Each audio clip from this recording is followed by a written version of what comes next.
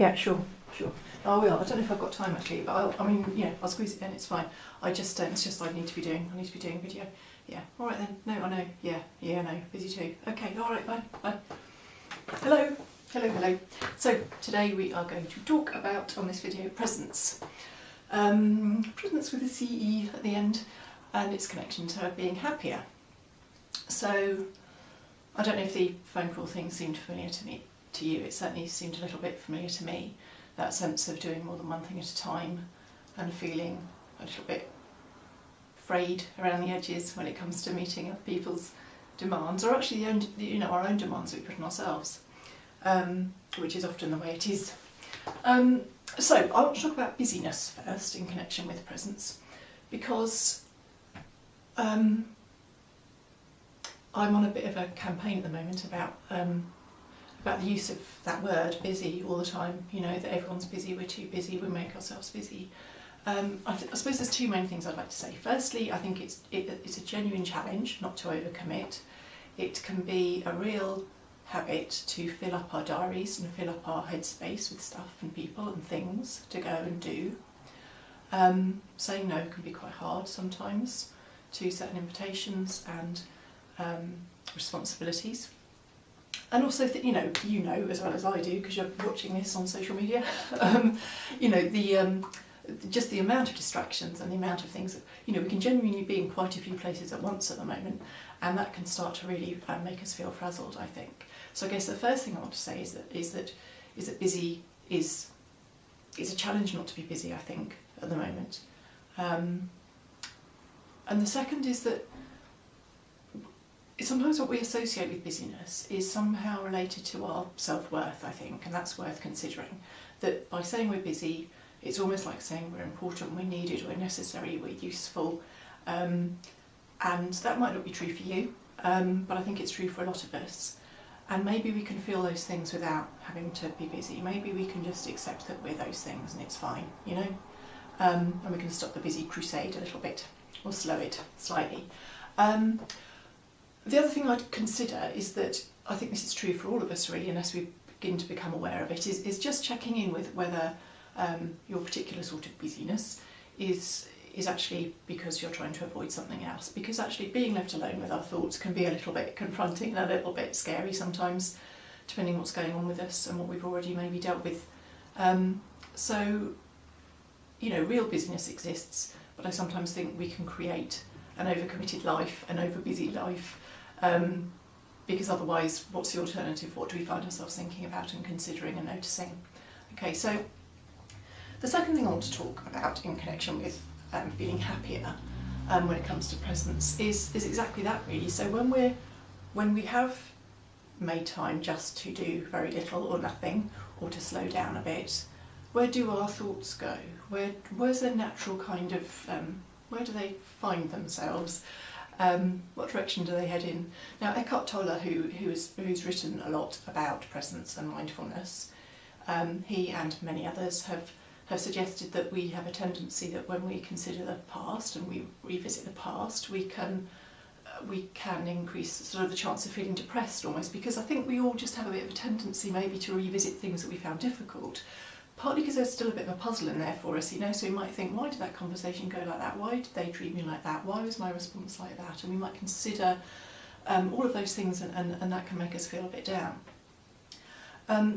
Alternatively, we can look to the future and feel a bit anxious. We can start thinking about anything that's coming up and start thinking, what if it doesn't go right? What if I make a fool of myself? What if they think this? What if I feel that?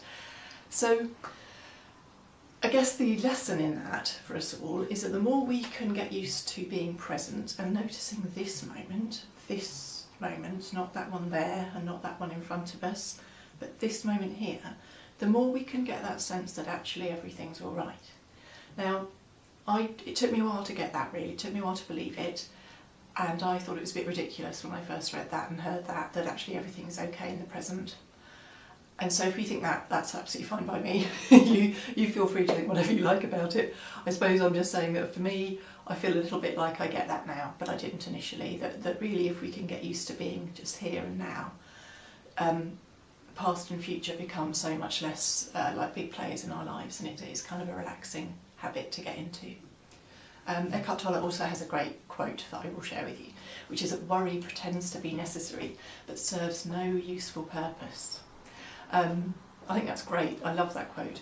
It's, because it's all around us and because we've done it so much and we see other people doing it, we start thinking maybe it has some purpose, but actually I'm not sure it does. And the more you think about worry, worry when it isn't combined with some action or some reflection or some movement forward, it really can just be a bit of a spiral that doesn't, it can just sort of not go anywhere apart from cranking ourselves up a little bit. So I'm going to say it again. Worry pretends to be necessary, but serves no useful purpose. Okay. So they're my thoughts on, so we get busy. Maybe we're a little bit scared of not being busy because what comes up if we're not, and I think it takes real focus to get calm and trust ourselves to be all right, sort of at rest and in a non-busy state, and that we're okay with our thoughts in those situations. Now, what I think that automatically leads on to is mindfulness and meditation, which I'd say is the sort of third thing that I want to talk to you about. So very quickly, really, because I think that they're familiar things. I think that both words are used a lot together. For me, there is a bit of a difference, even though a lot of people practice both. So I'd say that at its most simple level, meditation is maybe about finding a focus. To an extent, that focus is within us. It's about us just being. And that the activity and the doing goes for a while, which is why sometimes people focus on their breath because it's just there and it just happens and they just think about that.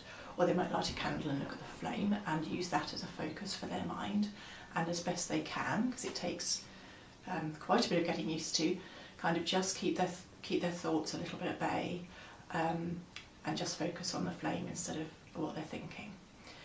Mindfulness, on the other hand, I think is in some ways almost the opposite. That I would say that's about raising your awareness of what's outside you, actually. So much less about what's in here, much more what's going on in the world. The easiest way I can describe it, I think, is that when you're around little children, that curiosity and wonder about everything they see, it's that sort of seeing things for the first time skill, I would say. Really getting into the detail and not feeling rushed. So, if you walk along a road with a small child, you allow extra time, and I would say that's not just because they've got little legs, it's because they stop. They stop and see things, pick things up and nudge things, see if things are alive, give you a half-broken button they found on the pavement as if it's the most precious thing in the world, which in that beautiful moment it is. So I guess as an adult, the skill is that we can do so many things on autopilot that we actually begin to miss the joy in everyday situations because we just don't really see things anymore. So we walk past beautiful floral displays and hardly notice, or we listen to beautiful birds singing, but only really with our unconscious mind. We've hardly paid any sort of real conscious attention to it. So it's about getting back in touch with that, really. Seeing the wonder again when we think we've seen it all. So there's a few things I'd like you to try to do today. The first one is notice people using the word busy. Okay, I include you in that. So notice when you say busy and in what situations and maybe why you're choosing that word, and notice it in other people as well, and just reflect on what you see, what you hear, what's going on when people talk about being busy. The second one is ground yourself. Okay, so I say ground yourself because if our heads and our minds are busy and rushing, sometimes it can be really helpful just to think about actually where are we. Robert Holden, who's an expert on happiness and helping people find success in a way that makes sense to them, he has a great little exercise he suggests we do, which is literally every now and again, just throughout the day, just every now and again, remember to ask, where are my feet? Okay, so you're on your laptop or you're doing something else, you're having a conversation with someone or you're driving or whatever it is, just that really simple question, where are my feet? And it's just about getting back in contact with actually where you are right now. Not something you're thinking about in the future and not something about the past. Give that a go. Hope you like my feet. This one's got a strange corner. Okay, so you get a bonus one today actually, because I've got a third one, which is focus on your breathing. So particularly if you've not tried any sort of meditation before, it can be a bit overwhelming, I think. And there's so many sorts and so many products and so I would say that one thing you could do that's really simple and you can do almost anywhere that it's safe to do with your eyes closed is just close your eyes and for about a minute, longer if you want to, just focus on your breath. And one way of keeping your focus a little bit is by counting your breaths. So you could just count up to 10, and when you get to 10 you could start again at 1, and just see how that goes. Just see how it feels to just still everything for a little while. So your bonus ball is just look at something really familiar for the first time, okay, as if it's for the first time. Pick up, like my phone I was just using just now. I use it all the time. It's never far from me, but I don't really look at it as a result. I don't really see it. I don't really know what it feels like, even though it's often in my hands. It could be a flower, it could be anything really. It could be the food you have today. You can just look at it as if you've never seen it before, like a visitor seeing something in a new land for the first time, and just see what you notice that you wouldn't normally notice. So enjoy doing those things, and enjoy being present. Enjoy the moment.